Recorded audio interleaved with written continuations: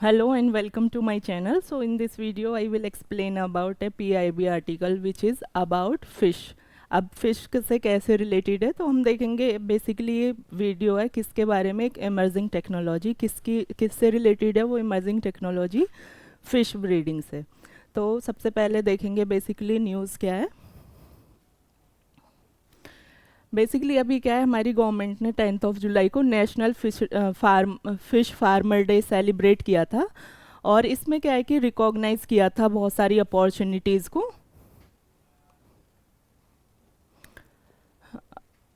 Immense contribution of fish farmer and there commitment towards the sustainable aquaculture. तो इसमें बहुत सारी चीज़ें हम डिस्कस करेंगे कि फ़िश की डिमांड क्यों है, बेसिकली क्या रोल हो सकता है, फूड सिक्योरिटी को कैसे कर्व कर सकते हैं और फार्मर्स की इनकम को कैसे डबल कर सकते हैं इसके थ्रू। तो बेसिकली अगर हम देखें कि ये डे जो डे है फिश फार्मर डे किसके मेमोरी में सेलिब्रेट किया था, तो वो थे डॉक्टर हीरालाल चौधरी और उनके कलीग डॉक्टर KH अली कुनी। तो ये डे हम कब से किस डे के किस चीज़ के लिए सेलिब्रेट करते हैं, बेसिकली इन्होंने एक टेक्नोलॉजी एमर्ज की थी, हाइपोफाइजेशन टेक्नोलॉजी। बेसिकली वो technology induce fish breeding means induce breeding के लिए होती है। जैसे अगर इसका हम एग्ज़ाम में अगर कंट्रीब्यूशन देखें तो आपने प्रीवियस ईयर क्वेश्चन एनालाइज किए होंगे, तो उसमें देखा होगा 2022 में भी बहुत सारे टेक्नोलॉजी के नाम से क्या होता है कि आपको उसका आंसर देना होता है कि ये किससे रिलेटेड है। तो अगर इस तरह से कोई क्वेश्चन आता है कि हाइपोफाइजेशन बेसिकली किससे रिलेटेड है, तो इंड्यूस्ड फिश ब्रीडिंग से। तो इस वीडियो में हम देखेंगे कि ये टेक्नोलॉजी किस तरह से परफॉर्म करते हैं और इसका क्या क्या रोल होगा और इसके इम्पैक्ट क्या क्या होंगे। तो ये मेंस और प्रीलिम्स दोनों के लिए इम्पोर्टेंट है कि आपके फिशरी सेक्टर का क्या रोल है जो एग्रीकल्चर जीवीए है उसमें, और इसमें प्रीलिम्स पॉइंट ऑफ व्यू से देखेंगे कि ये टेक्नोलॉजी किस तरह से इम्पोर्टेंट है। देन यहाँ तक हमने डिस्कस किया कि ये नेशनल फिश फार्मर डे हमने सेलिब्रेट किया है 10 जुलाई को, और कब से किसके लिए सेलिब्रेट किया है कि 1957 में टेक्नोलॉजी आई थी इंडिया में, उसका किसने डिस्कवर किया था, डॉक्टर हीरालाल चौधरी ने। तो उनके रिमेम्बरेंस में हम इस डे को सेलिब्रेट करते हैं। अब इसके बाद डिटेल में देखेंगे इस पर्टिकुलर आर्टिकल को।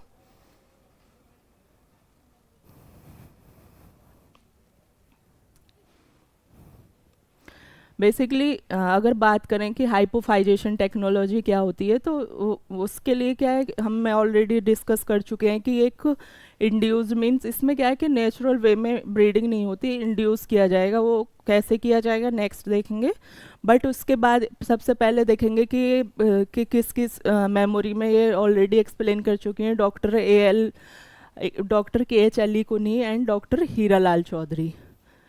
इन्होंने एक गाइड किया था फिशरीज सेक्टर को और एक ब्रीडिंग और रिप्रोडक्शन जो नई तरह से शुरू किया था इंडिया में, और उस टेक्नोलॉजी का नाम क्या था, हाइपोफाइजेशन। और ये कब से शुरू किया गया था, 1957 on the same day means 10 जुलाई।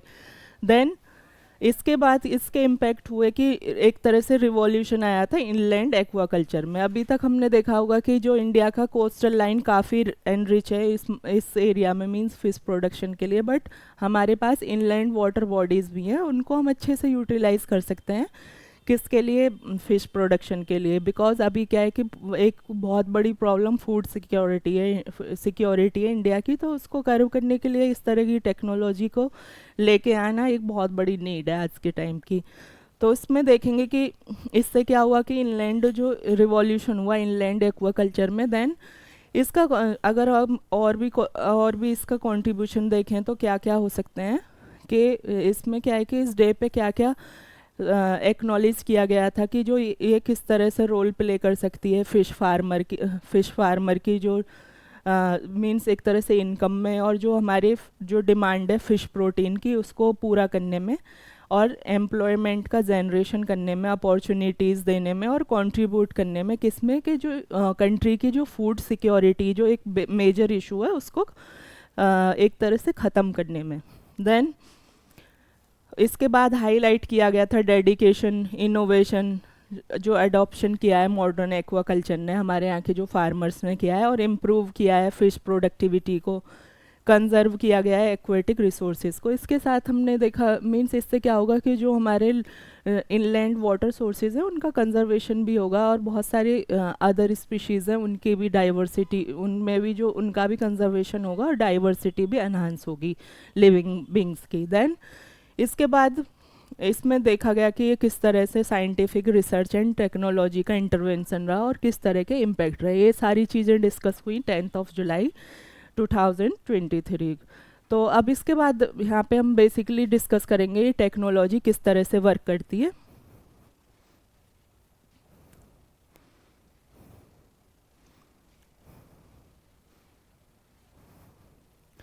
तो सबसे पहले हम ये देखेंगे कि क्या इंडिया फर्स्ट कंट्री है जिसने इस तरह की टेक्नोलॉजी मींस इमर्जिंग टेक्नोलॉजी पे फोकस किया था। तो इसका आंसर है नहीं। इससे पहले जो सबसे पहले ये वाली टेक्नोलॉजी कहाँ पे आई थी? अर्जेंटीना में।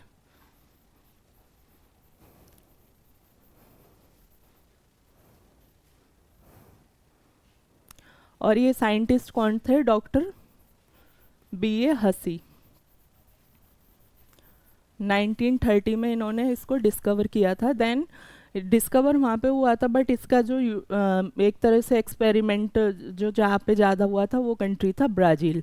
देन अगर इंडिया की बात करें तो 1957 में डॉक्टर हीरालाल चौधरी लेके आए थे, और उनके जो कलीग थे डॉक्टर KH अलीकुनी, ये हम ऑलरेडी डिस्कस कर चुके हैं। तो अब इस यहाँ पे हम डिस्कस करेंगे बेसिकली जो हाइपोफाइजेशन है ये टेक्नोलॉजी किस तरह से हम परफॉर्म करते हैं। तो सबसे पहले बात करें डेफिनेशन की, तो hypophysation is a process in which ripe fish brooder are induced to breed. Means इसमें क्या किया गया है, क्या देखेंगे कि इंड्यूस किया जाता है ना कि नेचुरली। अब इंड्यूस कैसे? इंड्यूस ब्रीड इन captive using pituitary hormones.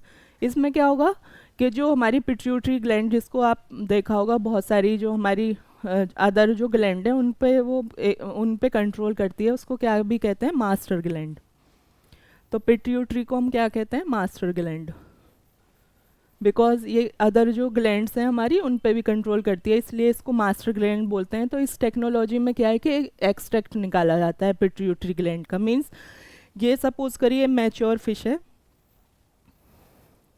Then इसकी पिट्यूटरी ग्लैंड का एक्सट्रैक्ट निकाल के इसमें क्या है, जो ब्रूडर फिश है, ब्रूडर फिश का मीन्स क्या है कि जो छोटी फिश है जो मीन्स बहुत कम मैच्योर होती है, तो उसमें इंजेक्ट किया जाता है। उसके बाद वो एक्साइट होते हैं और इंड्यूस होते हैं ब्रीडिंग के लिए। तो ये इस तरह की टेक्नोलॉजी है। देन इसमें क्या है कि extract of pituitary gland injected into fish that enabled them to breed, ये हमने डिस्कस किया।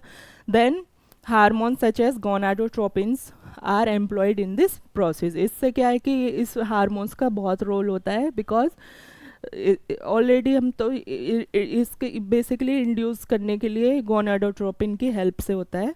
Then this method is useful to promote reproduction in fish where spine condition are not favourable. Means यहाँ पे condition favourable भी नहीं है, वहाँ पे इस टेक्नोलॉजी की हेल्प से हम फिश की ब्रीडिंग करा सकते हैं। देन इसके यहाँ तक हमने डिस्कस किया कि बेसिकली ये टेक्नोलॉजी क्या है, इसको किसने डिस्कवर किया था और ये न्यूज़ में क्यों है। ये डॉक्टर हीरालाल चौधरी हैं।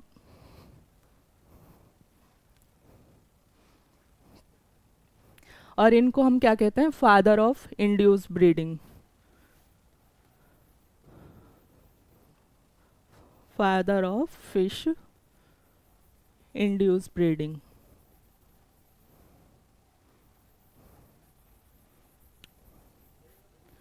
और ये किसकी हेल्प से किया था? डॉक्टर KH अलीकुनी की हेल्प से किया था इन्होंने। देन इसके बाद हम डिस्कस करेंगे कि ये यहाँ पे एक फ़ोटो दी गई है कि किस तरह से परफॉर्म की जाती है, कि यहाँ पे एक्सट्रैक्ट को किस तरह से इंजेक्ट किया जाता है ब्रूडर फिश में।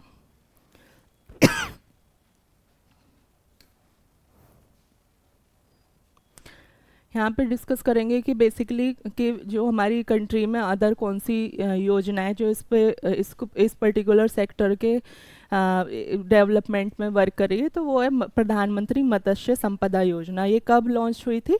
2020 में सितंबर में। और इसका एम क्या था कि डबल करना है income of fish farmers and fishers in the country. और इसका जो फोकस था बेसिकली किस पे था? Sustainable development of India fishery sector and part of, और ये साथ में किसका पार्ट था, आत्मनिर्भर भारत स्कीम का।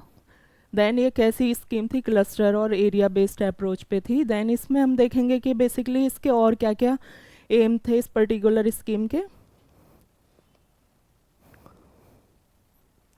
तो वो अगर हम 1 बाय 1 देखें तो हार्नेस करना है फिश फिश जो फिशरी पोटेंशियल है उसको और एनहांस करना है, फिश प्रोडक्शन एंड प्रोडक्टिविटी को मॉडर्नाइज करना है, और स्ट्रेंथनिंग देनी है value chain, post harvest management और क्वालिटी इम्प्रूवमेंट। यहाँ पे पोस्ट हार्वेस्ट मैनेजमेंट का मीन्स क्या है कि हम हार्वेस्टिंग तो कर लेते हैं, मीन्स फ़िश को निकाल तो लेते हैं, बट उनका उसके बाद उसको प्रॉपर उसको कंजर्व करने के लिए कोई प्रॉपर टेक्नोलॉजी या फैसिलिटी नहीं थी, तो उन पे अभी डे बाई डे काम हो रहा है।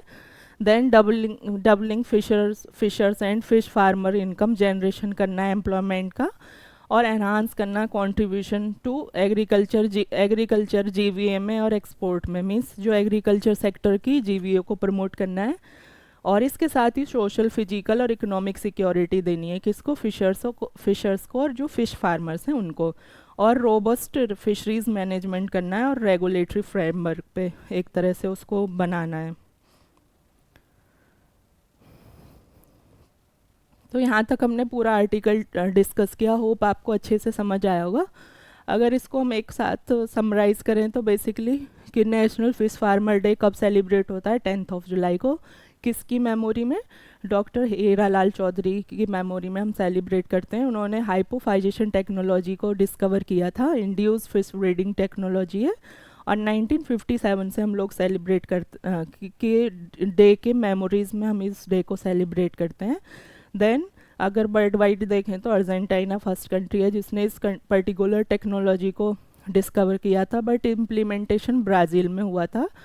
देन इसमें हमने देखा कि हाइपोफाइजेशन में क्या होता है, पिट्यूटरी ग्लैंड का एक्सट्रैक्ट हम निकाल के इंजेक्ट करते हैं ब्रूडर फिश में, और इसके बाद इससे क्या है कि बहुत सारे अच्छे इम्पैक्ट होंगे, जो एक्वेटिक रिसोर्स हैं उनका कंजर्वेशन होगा, एंड एम्प्लॉयमेंट जनरेशन होगा, फार्मर्स की इनकम डबल होगी, और सस्टेनेबल मैनर में जो हमारा इनलैंड वाटर रिसोर्सेज हैं हम उसको यूटिलाइज कर सकते हैं।